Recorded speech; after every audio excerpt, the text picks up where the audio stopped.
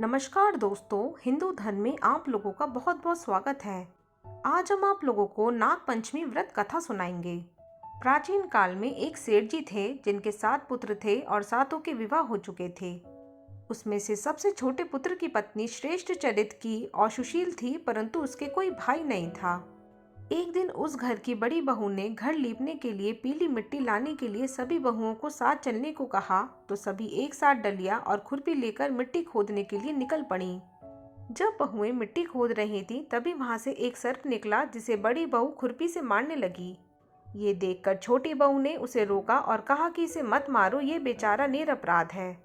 ये सुनकर बड़ी बहू ने उसे नहीं मारा। तब वो सांप एक ओर जा बैठा।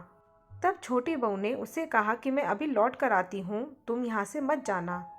इतना कहकर वह सबके साथ मिट्टी लेकर घर चली गई और कामकाज में फंसकर सर्प से जो वादा किया था उसे भूल गई।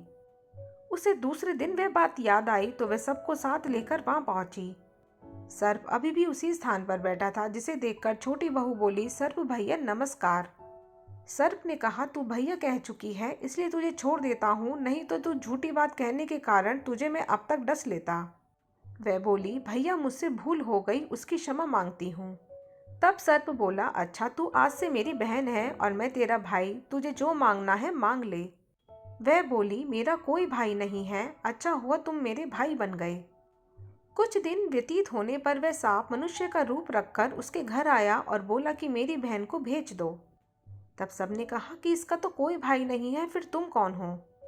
तो वह बोला, मैं दूर के रिश्ते का भाई हूँ, बचपन में ही मैं बाहर चला गया था। उसके विश्वास दिलाने पर परिवार के लोगों ने छोटी को उसके साथ भेज दिया। उसने मार्ग में बताया कि मैं वही सर्प हूँ, इसलिए तू डरना मत और जहाँ चलने में कठिनाई हो वहाँ मेरी पूंछ पकड़ लेना। छोटी बहू ने वैसा ही किया और इस प्रकार वह उसके घर पहुँच गई। सर्प के घर के धन ऐश्वर्य को देखकर वह चकित हो गई। इस तरह वह उसके घर में रहने लगी। एक दिन सर्प की माता ने उससे कहा, मैं काम से बाहर जा रही हूँ, तू अपने भाई को ठंडा दूध पिला देना। उसे इस बात का ध्यान नहीं रहा और सांप को गर्म दूध पिला दिया, जिससे उसका मुंह जल गया। यह देखकर सर्प की माता को गुस्सा आ गया, परंतु सर्प के समझाने पर वह चुप हो गई। तब सर्प ने कहा कि बहन को अब उसके घर भेजना चाहिए। तब सर्प और उसके पिता ने उसे बहुत सारा सोना, चांदी, जवाहरात, वस्त्र, भूषण आदि देकर घर पहुंचा दिया। इतना ढेर सारा धन देखकर बड़ी बहू उससे जलने लगी और कहने लगी कि तेरा भाई तो बड़ा धनवान है, तुझे तो उसे और भी धन लाना चाहिए था। सर्प ने जब ये वचन सुना तो उसने सब वस्तुएं सोने की लाकर दे दी। यह देखकर बड़ी बहू ने कहा, इन वस्तुओं को झाड़ने की झाड़ू भी सोने की होनी चाहिए। तब सर्प ने झाड़ू भी सोने की लाकर दे दी। सर्प ने छोटी बहू को हीरा मणियों का एक अद्भुत हार दिया, जिसकी प्रशंसा उस राज्य की रानी ने भी सुनी और वह राजा से बोली कि सेठ की छोटी बहू का हार मुझे चाहिए।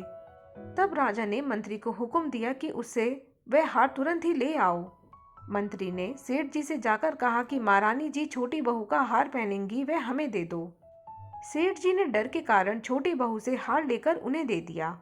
छोटी बहू को ये बात बहुत बुरी लगी। उसने अपने सांप भाई को याद किया और उससे प्रार्थना की कि भैया, रानी ने हार छीन लिया है, तुम कुछ ऐसा करो जैसा ही वह रानी हार पहने वह सर्प बन जाए, और जब वह ये मुझे लौटा दे तो ये हार हीरो और मणियों का ही हो जाए। सर्प ने ठीक वैसा ही किया। जैसा ही रानी ने हार पहना वैसे ही सर्प में बदल गया। ये देखकर रानी चीख पड़ी और डर गई। यह देखकर राजा ने सेठ के पास खबर भेजी कि छोटी बहू को तुरंत भेजो। सेठ जी स्वयं छोटी बहू को लेकर राजा के दरबार में उपस्थित हुए। राजा ने छोटी बहू से पूछा, तूने क्या जादू किया है, मैं तुझे दंड दूंगा। छोटी बहू बोली, राजन भ्रष्टाचार क्षमा कीजिए, ये हार ही ऐसा है, मेरे गले में हीरो और मणियों का रहता है, और अगर इसे कोई और पहनता है उसके गले में सर्प बन जाता है। यह सुनकर राजा ने वह सर्प बना हुआ हार उसे देकर कहा, अभी पहन कर दिखाओ। छोटी बहू ने जैसे ही उसे पहना वैसे ही हीरो मणियों का हो गया। यह देखकर राजा ने प्रसन्न होकर उसे बहुत सी मुद्राएं भी पुरस्कार दिया। छोटी बहू वे अपने हार और इन सहित घर लौट आई। उसके धन को देखकर बड़ी बहू ने ईर्ष्या के कारण उसके पति को सिखाया कि छोटी बहू के पास कहाँ से इतना धन आया है। यह सुनकर उसके पति ने अपनी पत्नी को बुलाया और कहा कि ठीक ठीक बता दे कि यह धन कहाँ से आया है।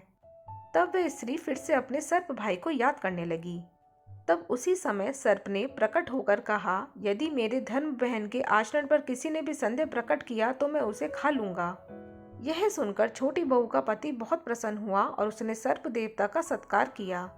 कहते हैं कि उसी दिन से नाग पंचमी का त्योहार मनाया जाता है और स्त्रियां सांप को भाई मानकर उनकी पूजा करने लगीं। तो दोस्तों, अगर आप लोगों को मेरा ये वीडियो थोड़ा सा भी हेल्पफुल लगा हो तो इसे लाइक और शेयर करना ना भूलिएगा और मेरे चैनल को सब्सक्राइब ज़रूर कीजिएगा। धन्यवाद।